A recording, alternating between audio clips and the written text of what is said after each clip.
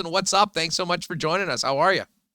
I'm doing great. Thanks so much for having me. I could ask so much about the team right now, and your perspective would be really interested being a newcomer. But I'll just ask you first off, how much fun have you been having since coming to the Canadian Football League and becoming a part of this back-to-back championship team that's looking to go for 3?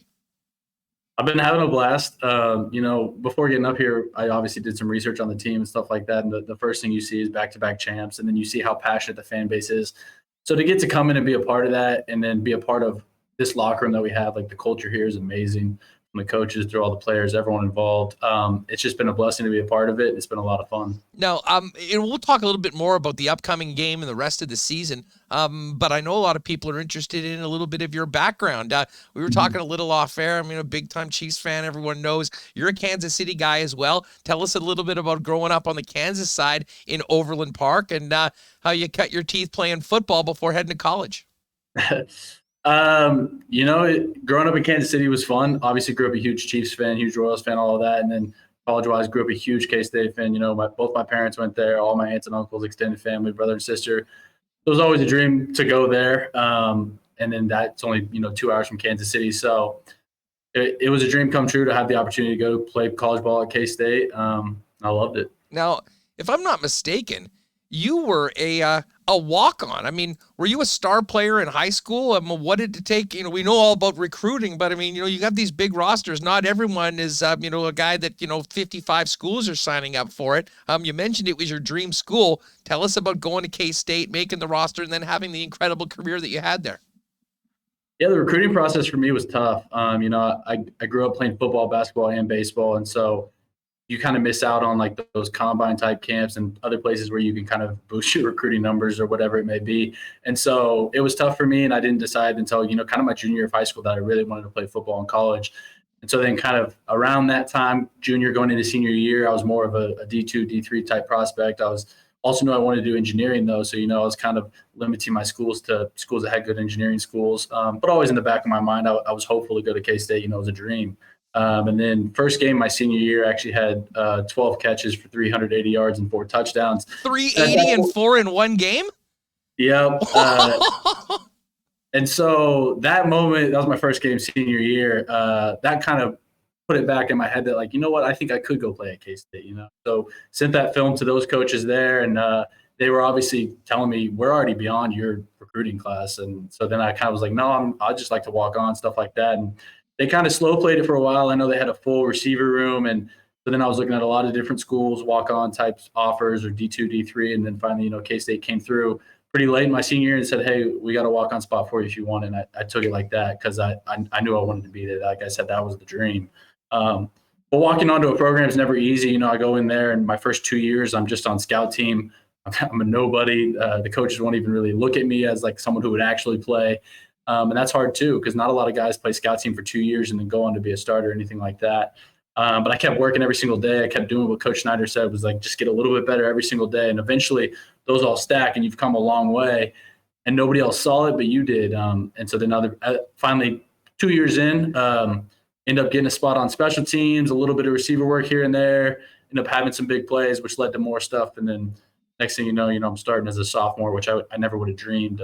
Never looked back. Well, it sounds like, there was a lot of hard work and a lot of belief in yourself to go through that. That's not an easy situation. And anyone that pays attention to, especially big school NCAA college football, there's a lot of recruiting. There's a lot of things that are promised to guys that aren't the walk-ons. So to achieve what you're able to do, doing it the hard way, I think, in probably a lot of ways, it probably prepared you even better for a professional career, considering of what you had to earn and do it yourself just to even get an opportunity. Yeah, it definitely helped prepare me for the exact situation I'm in now, because I tell people all the time, it's really hard to be a walk-on. A scholarship guy is probably going to get 10 opportunities before you get one. So you better have prepared and made the most and then make the most of that one opportunity you get. And then, you come up here to the CFL. It's hard to come up here and make a roster here, especially as an American. So when you come up for training camp, you have a rookie camp trying to learn everything as fast as you can. And then you're in the grind of actual training camp. You got to be ready for that big opportunity because you never really know when it's going to happen. But when it does, you need to make your mark. And so that then trust grows, opportunities grow. And then next thing you know, you find yourself on the team. Bomber rookie receiver Dalton Schoen with us here on Winnipeg Sports Talk. His debut visit. What a great start he's had to this year. Hey, before we talk about getting to the Canadian Football League, when you finished up at K-State, were you thinking professional football? And tell us a little bit about, signing and getting an opportunity in NFL mini camps before eventually coming north of the border. What was that experience like? Yeah, I'll say this. My senior year, I wasn't really focused on, I guess, or worried about professional football. My motto is always kind of be where your feet are, focus on your current stage, that kind of idea. Because at the end of the day, I saw a lot of guys at K-State who were so pro-focused, and they were like, hey, man, I need this many catches, this many yards, this many touchdowns, or whatever for their position. Whereas my mindset was I was a team captain. I was like, we need to win. That was all I cared about, was winning games for our team.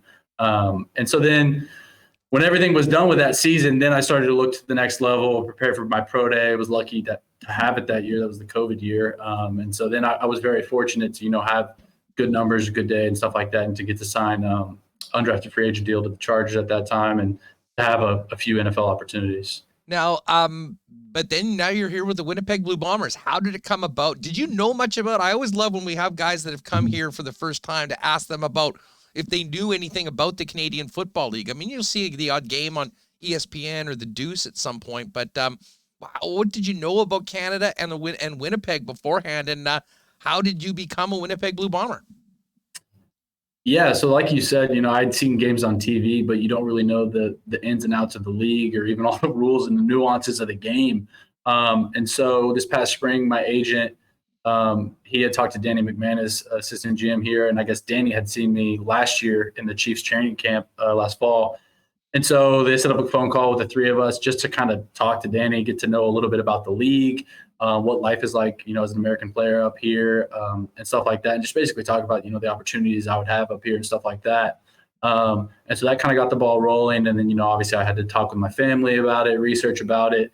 And then, looking at everything, we decided it was a great opportunity for me to come up here and, hopefully go play meaningful football again. And that's what I've been able to do. And been a blast doing it. Well, I mean, you mentioned, I'm not sure whether this was at the start of the conversation or when we were chatting beforehand, but when you look up Winnipeg, and hey, listen, part of the reason why I've been so fun to be a Chiefs and a Royals fan here is that, it's just a straight shot down I-29, a pretty simple drive, but it does seem far away. Did you know much about the city, and what did you learn very quickly about the Blue Bombers as a team before you came north of the border?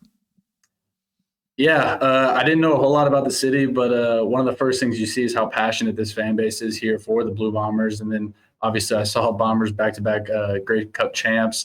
And so instantly you want to be a part of that. Obviously you want to be a part of championship football, but then it just means so much more to know you have the whole city behind you, that fan base. That's very similar to what I had at Kansas State, kind of that family atmosphere. And so instantly, obviously reading about that, you want to be a part of it. And then kind of what you said is, Winnipeg is basically a straight shot north of Kansas City by about 12 hours.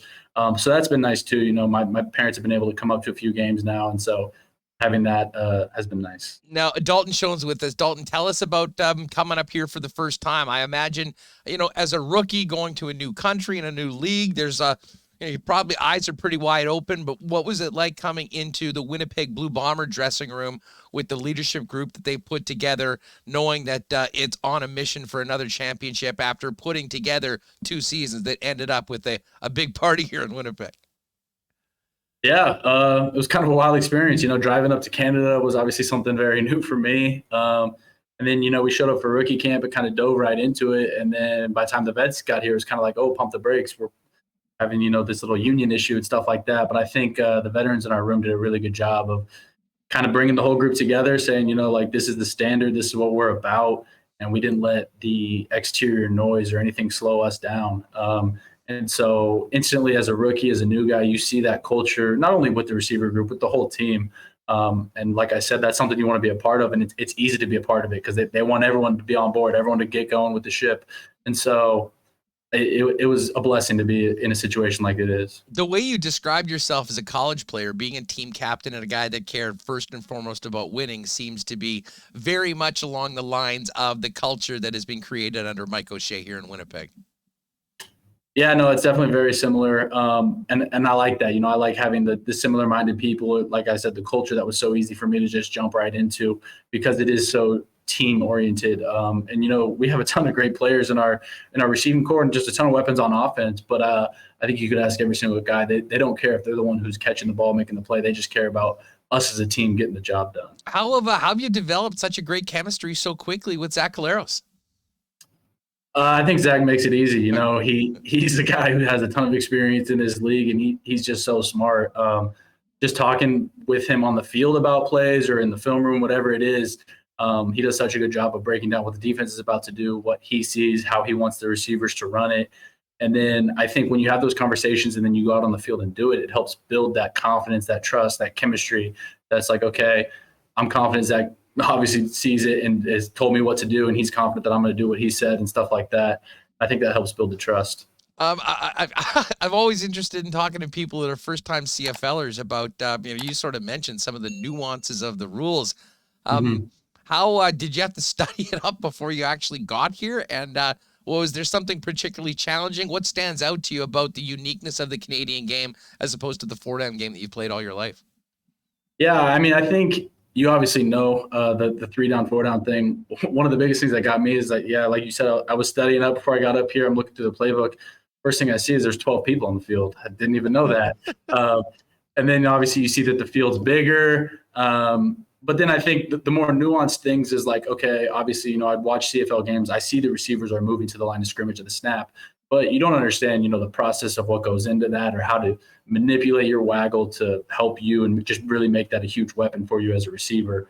So all that little stuff definitely took time in terms of studying, in terms of actually going out there and doing it, getting used to it and stuff like that. Well, Dalton, this has been so much fun having you on the program. Really appreciate you joining us. You've been just a great addition. Everyone in our chat's been talking about you for the first few weeks of the season. Wishing you continued success personally and for the squad. Good luck on getting to 7-0 Friday night in Edmonton. Thank you so much. Thanks for having me on.